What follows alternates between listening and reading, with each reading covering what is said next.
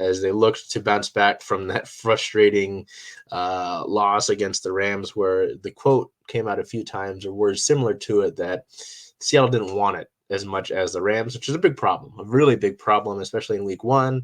You've got all these expectations you put upon yourself in the offseason. You bounce back and you're able to find your edge and get into it against the Lions in Detroit. Now, obviously, if you follow the NFL world, if you follow football, you know that Detroit went into the reigning Super Bowl champion Kansas City Chiefs home and beat them. And it was a big deal for them. It was a big deal for this Lions team. They had shown some improvement this offseason after having an overachieving year last year. Some would argue overachieving, but they played really well last season. And there's a lot of hype around them. And so Detroit was really excited to welcome their Lions back to Ford Field.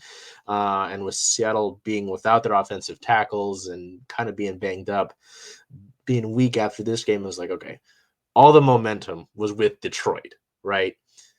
And then the way things went about it, Seahawks actually were in control of this game for a decent amount of time. They would come out winning this one 37-31. Seattle wins it in overtime on a Tyler Lockett catch from Geno Smith. Tyler ends up poking the ball out, as you'll see it in the – no, not that one. Poking the ball out to hit the pylon for his second touchdown of the day, giving the Seahawks the win, their first win of the season. They bounced back. They actually had a 10-point lead at one point in the fourth quarter after Trey Brown had a pick six to get them back into it. I believe Ken Walker had 2 touchdowns in this one. So overall, pretty solid game.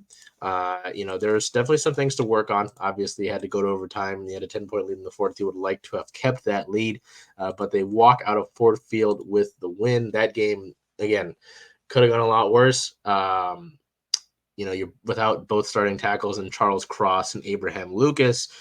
Jason Peters, who, many will know the team signed, was unable to go after getting signed just earlier in the week.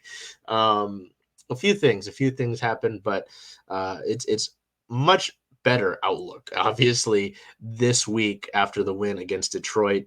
Again, a very game Detroit Lions team. I really think that Lions team will win a good amount of games this season. And we might have to see them again at some point, whether that's playoffs or what have you. Which is kind of funny to say considering the Lions, just because they haven't had the best luck of things for a while. But again, I give them a lot of credit. Offensive player of the game, I went with Tyler Lockett, 8 receptions, 59 yards, 2 touchdowns, including that game-winning touchdown in overtime. We've talked about it here in Seattle for years, how Tyler Lockett is underrated. I just don't want to use that word anymore. Tyler Lockett's one of the best receivers in the National Football League, and he's in an incredibly talented wide receiver core of DK himself, Jackson Smith-Njigba, and a few other names here. Obviously, Jake Bobo got a lot of attention in preseason. That's why I went with Tyler Lockett there, just because he's a consummate veteran, doing great stuff off the field as well, but still such a valuable part of this receiving core as he's become one of the patent veterans of this roster. And then on the defensive side of the ball, he didn't have a great game last week against Los Angeles, but Trey Brown had a nice week this week in the win against the Lions. As I mentioned, there was a pick six. Trey Brown had that pick six. 4 tackles in this game, all of them solo, 1 sack, a tackle for loss, 2 pass deflections to boot with that interception, and 1 quarterback hit. So kind of an all-around game for the corner Trey Brown after his name kind of went. This young secondary for Seattle has so many names. Julian Love had a solid game in terms of his statistics. But you look at Devon Witherspoon made his NFL debut. He did give up a touchdown. The Lions had a flea flicker, and he kind of bit on the move that the receiver made. So sure, it's a rookie. He's going to make that mistake. So even veterans get beaten on the flea flicker. So it was a tough one there. But overall, he made some big plays. Devon Witherspoon made a big pass deflection on 4th down in the second half of this game. So, pretty solid, especially if you look at some of the names that are on the injury report. On the injury report, Jamal Adams still out. He is expected to be good to go this week. Charles Cross is still out with a toe injury. Defensive end Mike Morris was questionable, and Mike Morris was out. Questionable were linebackers Boye Mafe with a knee injury and linebacker Devin Bush with a shoulder injury. We look at the inactives list. Bush inactive, Jamal Adams obviously inactives for that one. boy. So yeah, no Bush, no Mafe. McClendon Curtis, who the team picked up off of waivers earlier in the week as well, in addition to Peters. As an offensive lineman, he was out. Offensive tackle Charles Cross was not able to go. Offensive guard Ben Brown was out. And then, as I mentioned, Mike Morris out as well. So some notable injuries there. In terms of injuries that related to the game itself, 3 players left during the game with questionable to return designations. DK Metcalf had a ribs issue that he left with. Tariq Woolen had a chest issue. Both of them in the first half, they were both able. Well, DK was able to return to the game. Center Evan Brown left with a knee injury. So early on, these first 2 weeks of the season, Seattle's dealing with injuries. But I mean, it was really positive to see this win. Really, really hats off job to both Stone Forsyth and Jake Curran.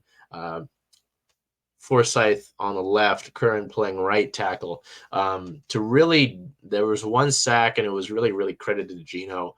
And outside of that, there wasn't much going on for the Detroit pass rush. The Seattle tackles did a great, great job in this one, filling in for their starter components, for their starter counterparts. Jason Peters was credited with helping these tackles get ready. They said that they were happy with the progress that Jason Peters made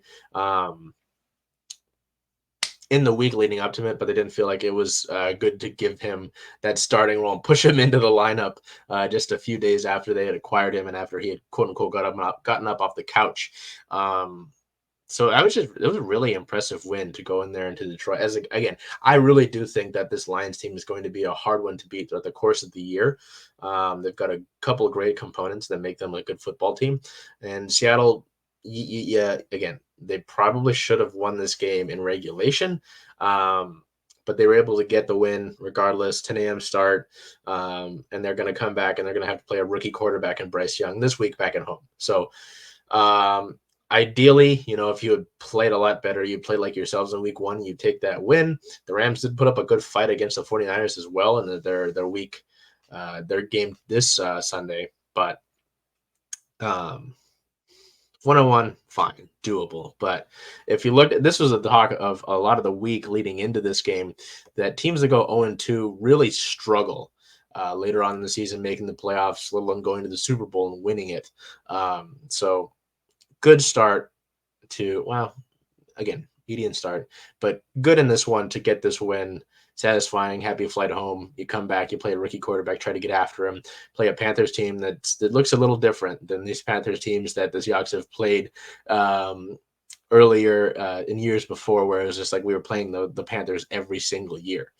As I've mentioned and talked heavily about, Jason Peters on the 12th signed with the team, as well as offensive tackle Greg Island, both of those to the practice squad. As a corresponding move, the team released quarterback Holton Ehlers and safety Brady Breeze to make room for those guys there. So the Seahawks, as I mentioned, sit in a 1-1 record as of this current moment. They are 3rd in the NFC West at this time. Let me get you the NFC West standings, because it's an interesting stakeout so far. It would have been more interesting if the Cardinals had actually held on to their 21-point lead, but they blew that to the Giants. So the 49ers sit atop it with a 2-0 win-loss record, which is sort of expected, at least for them. They were talked about as being a powerhouse through the offseason. The Rams are 1-1 and hold the tiebreaker over the Seahawks. And the Seahawks sit at 3rd in the NFC West, as the Cardinals sit at 0-2 at this point in time. But yeah, they had a really big lead against the Giants in their game this week. The Seahawks' next game, September 24th, at home at Lumen Field versus the Carolina Panthers, a 1:05 Pacific time start. As I mentioned, they'll face a Carolina Panthers team that looks a little bit different. They're going through some changes, and they've got young Bryce Young at the helm there. They're playing tonight, actually. Well, as you're seeing this, it's tonight. A Panthers team that's playing Monday Night Football against the Saints for week 2. The Panthers are 0-1 at the time of this recording. I don't know what it'll be after the Monday night game, obviously, but look very different. The number 1 overall pick will come to Seattle, and the Seahawks will look to build some momentum and get a win streak going.